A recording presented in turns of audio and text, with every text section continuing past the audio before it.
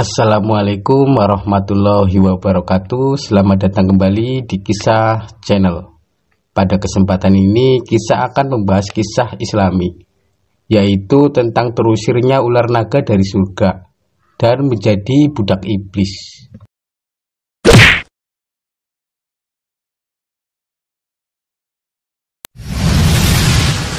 Disebutkan naga dulunya adalah makhluk yang bebas berada di surga. Pada masa itu, naga memiliki kaki dan dapat keluar masuk surga dengan bebasnya. Namun setelah naga mendurhaka kepada Sang Maha Pencipta dan menjadi pengikut iblis, maka ia terusir dari surga. Ada yang turun ke bumi menjadi makhluk melata yang dihilangkan kakinya oleh Allah Subhanahu wa Ta'ala. Dan ada juga yang masih memiliki kekuatan dan menjadi penjaga istana iblis.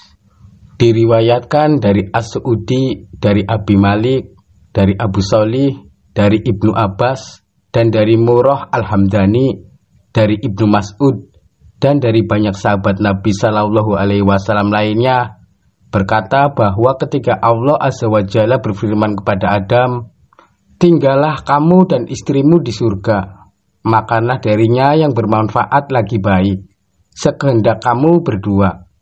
Dan janganlah mendekati pohon ini sehingga kamu berdua menjadi orang yang zalim."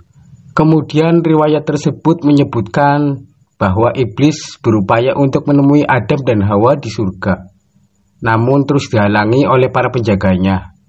Lalu muncullah seekor ular yang memiliki 4 kaki, seperti layaknya unta, dan tampak sebagai hewan yang paling bagus.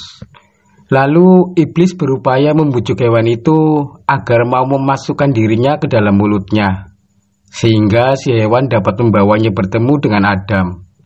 Hewan itu pun memasukkan iblis ke dalam mulutnya, sehingga kemudian melewati para penjaga surga dan berhasil masuk ke dalamnya.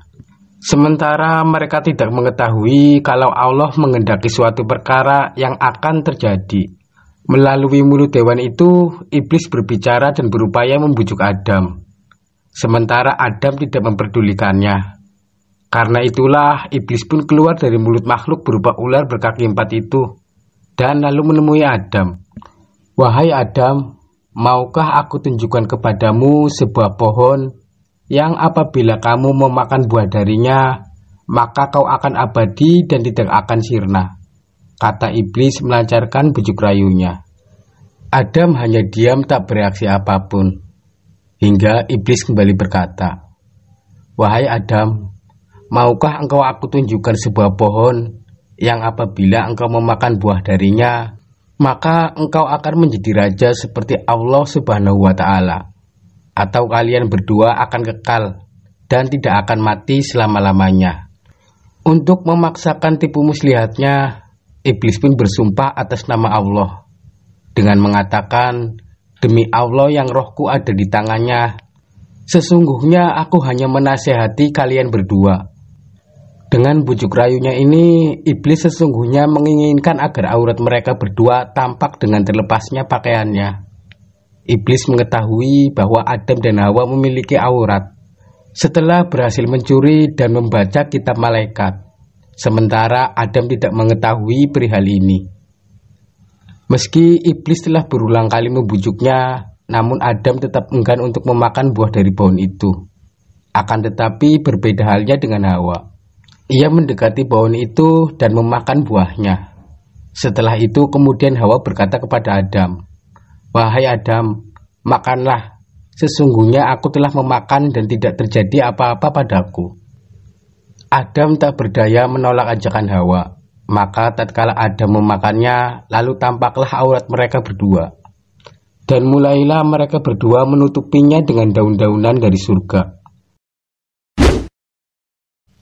Abdul Razak dan Ibnu Zaris meriwayatkan dari Ibnu Abbas dan berkata, "Sesungguhnya iblis menawarkan dirinya kepada setiap binatang melata agar dapat membawanya masuk ke surga dan berbicara kepada Adam dan istrinya.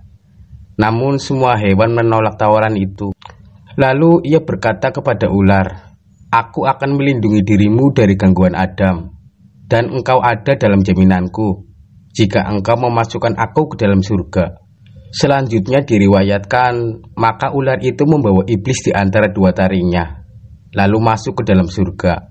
Ketika itu ular masih berjalan dengan 4 kakinya. Di akhir peristiwa ini, kemudian Allah menjadikannya berjalan di atas perutnya.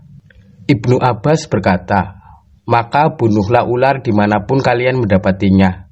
Pendamlah makhluk yang pernah mendapat jaminan dari musuh Allah itu. Ular naga disebutkan menjadi makhluk penjaga istana iblis laknatullah. Dan iblis memberikan kedudukan khusus kepada bangsa ular karena jasanya di langit, yang telah berhasil membantunya untuk bisa mengeluarkan Adam dan Hawa dari surga. Begitu besar jasa ular terhadap iblis, sehingga hewan ini diletakkan sebagai pembantu yang paling dekat dengannya. Bahkan ular menjadi penjaga di istananya. Seperti diketahui, ular yang terkuat di dunia adalah ular naga. Maka makhluk inilah yang menjadi penjaga utama di istana iblis. Imam Ahmad berkata bahwa telah bercerita kepadaku Yunus dan Ahmad bin Salamah dari Sayyidina Ali, dari Abu Nadrah, dari Abu Sa'id, bahwasanya Rasulullah Shallallahu Alaihi Wasallam bersabda kepada Ibnu Sayyad, apa yang kamu lihat? Lalu Ibnu Sayyad menjawab, saya melihat singgasana di atas lautan yang dikelilingi oleh beberapa ular. Maka Rasulullah Shallallahu Alaihi Wasallam bersabda, ia telah melihat singgasana iblis.